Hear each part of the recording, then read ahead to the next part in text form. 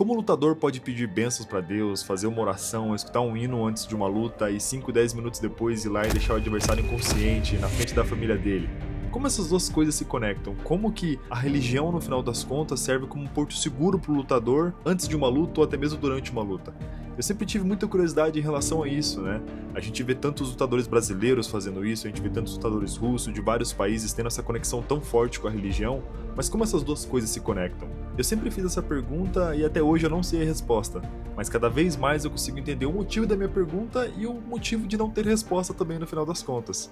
Esse é o tema do vídeo de hoje e antes da gente falar a respeito do tema, esse vídeo não tem o objetivo de descriminalizar qualquer tipo de crença ou algo do tipo. Muito pelo contrário, sim valorizar a crença das pessoas e entender o porquê por trás delas, né?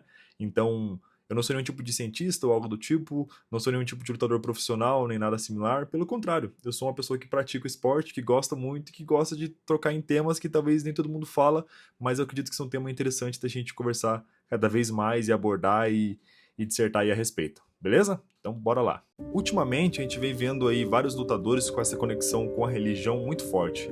A gente vê Charles Oliveira, a gente vê Maurício Ruff sempre querer de falar de Jesus ao final da luta. Você tem também os lutadores russos com a religião deles, né? Você vê ali Khabib, você vê Islam Makhachev, você vê Khamzat Chimaev, todos eles falando sobre Inshallah ou algo do tipo, ou algo similar. Eu sempre me perguntei como essas coisas se conectam e por quê? Por quê? Né? E será que para eles também existe essa ideia de, pô, se eu tô fazendo uma oração para Deus me abençoar, se tô pedindo bênção antes da luta, proteção, algo do tipo, o que que faz eu entender que Deus vai proteger mais eu do que o meu adversário? Seria que nós somos perante os olhos de Deus, no que eu acredito, nós somos iguais. Como essas coisas se conectam? O porquê, no final das contas? Por que uma oração? Por que num momento de, antes de uma luta, algo que vai exigir adrenalina de você, vai exigir que você machuque o outro, vai exigir que você eleve o seu estado mental, por que escutar algo que no final das contas vai te acalmar, ou falar coisas que você falaria num momento de calma, né? Como essas duas coisas se conectam no final das contas. Inclusive, agora há pouco eu estava vendo um vídeo aqui dos bastidores da luta do Charles contra o Topuria, e você vê que antes da luta, o próprio Topuria tá falando com ele mesmo, né? Deus abençoou, Deus preparou eu para esse momento.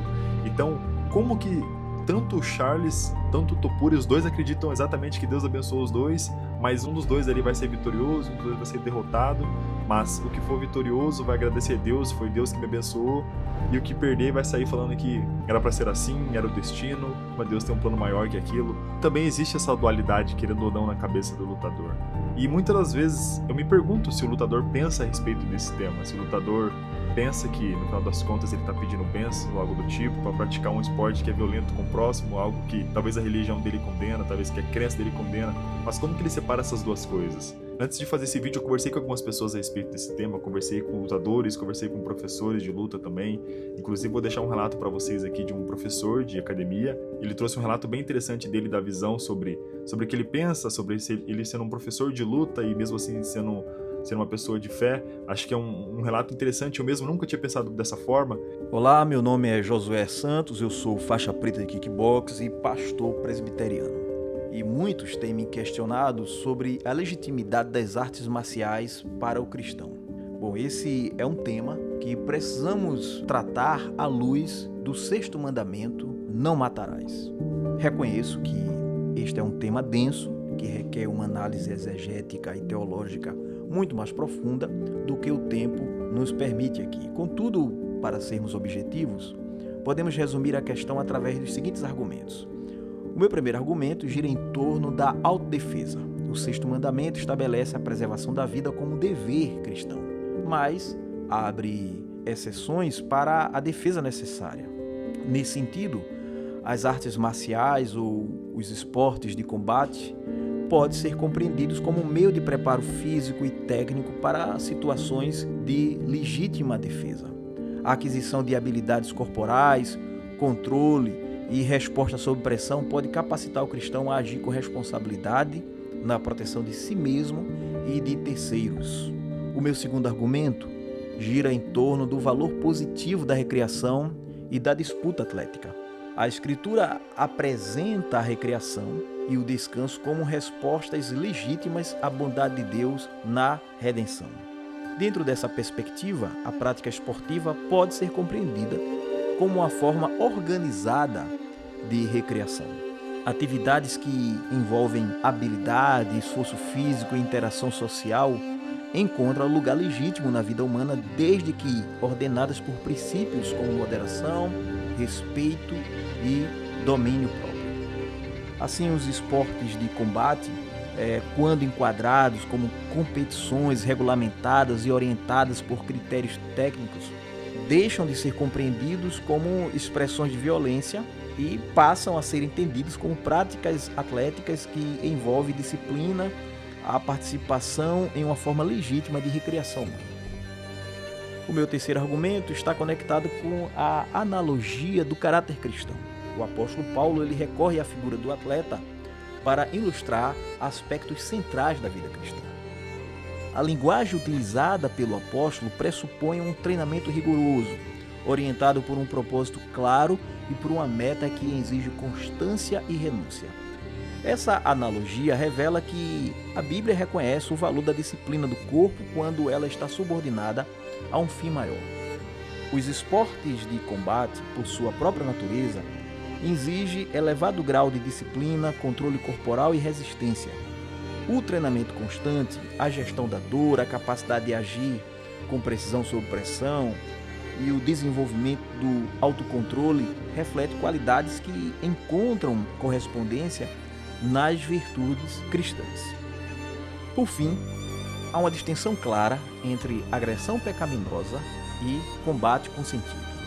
A ética bíblica, ao tratar do sexto mandamento, condena a violência que procede de intenções pecaminosas como ira injusta, desprezo pelo próximo e desejo de causar dano. A agressão pecaminosa envolve malícia, descontrole e intenção de ferir injustamente. Já o combate esportivo ocorre dentro de um contexto estruturado por regras, supervisão, consentimento mútuo, no qual os participantes se submetem voluntariamente a uma prática atlética específica. Nesse ambiente, o contato físico é regulado, delimitado, é orientado por critérios técnicos. A finalidade não reside na destruição do outro, mas na execução de habilidades dentro dos parâmetros estabelecidos.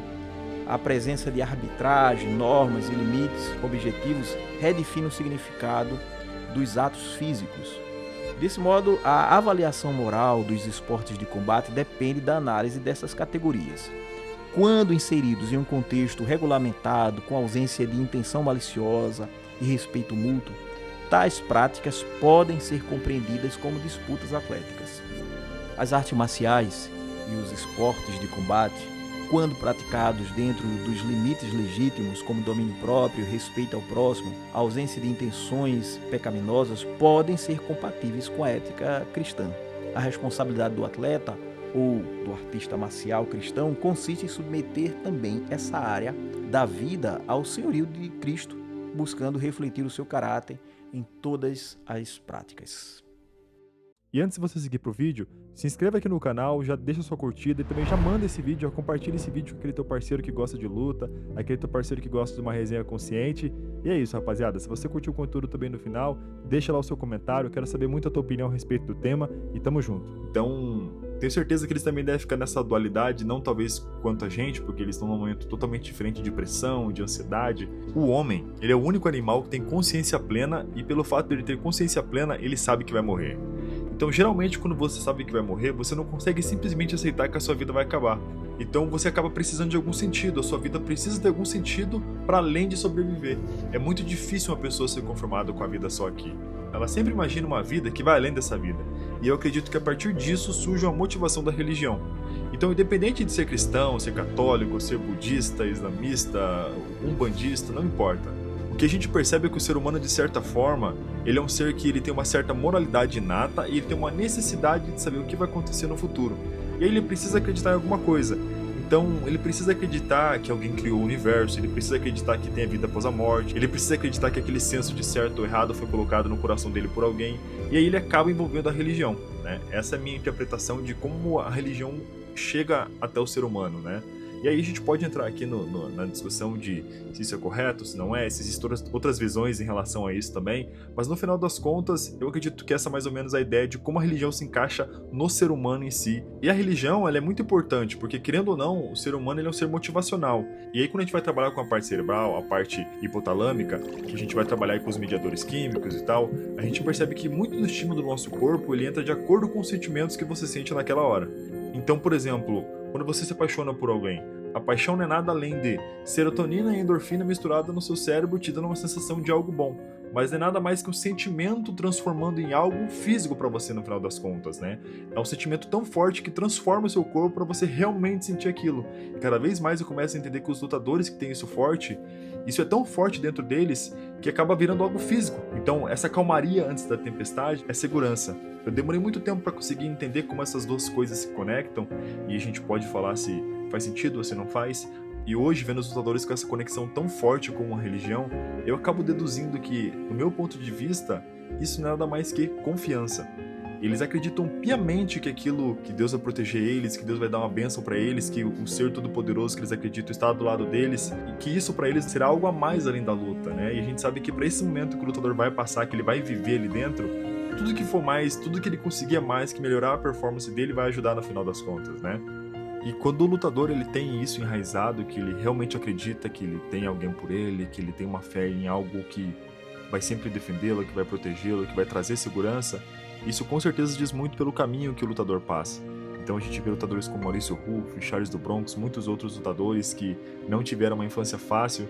Com certeza esses lutadores eles acreditam realmente que foram escolhidos. E não tem nenhum problema em relação a isso, muito pelo contrário, isso é louvável. Querendo ou não, quando a gente fala de esporte, de alto rendimento, qualquer detalhe que o lutador tenha, ou ele consiga trazer que possa melhorar a performance dele, ou que possa melhorar quem ele realmente é, pode ter certeza que ele vai trazer. Essa conexão entre religião e mundo da luta é uma conexão entre a pessoa com ela mesma, mas num estado de paz, num estado em que ela realmente acredita que ela é escolhida para aquilo, que ela realmente foi colocada por alguém ou por algo para estar ali, ou que ela está cumprindo um plano maior, ou que ela está realmente fazendo algo que vai além do que ela está fazendo ali naquele momento.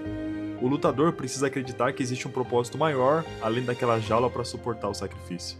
A fé atua como um mediador químico. Ao acreditar que Deus está ao seu lado, o lutador reduz a ansiedade e estabiliza o foco. Então, no final das contas, essa conexão com a religião, essa conexão com a fé, para os lutadores representa calma, representa segurança, representa algo a mais. Os lutadores, apesar de ser um esporte violento, um esporte agressivo, um esporte de ação, de adrenalina, eles buscam pela paz. E muitas das vezes, em sua maioria, a fé é essa paz. A religião ensina a fazer coisas boas. O lutador vê a luta não como um ato de maldade, mas como um exercício de um talento dado por Deus ou um cumprimento de um destino. No octógono, o vencedor agradece e o perdedor confia no plano divino. A religião no MMA não é sobre violência, é sobre o controle dela. É o escape do que o lutador não pode controlar para se tornar um fator motivador onde ninguém mais tem poder sobre ele. E para você, a fé ajuda ou atrapalha o guerreiro?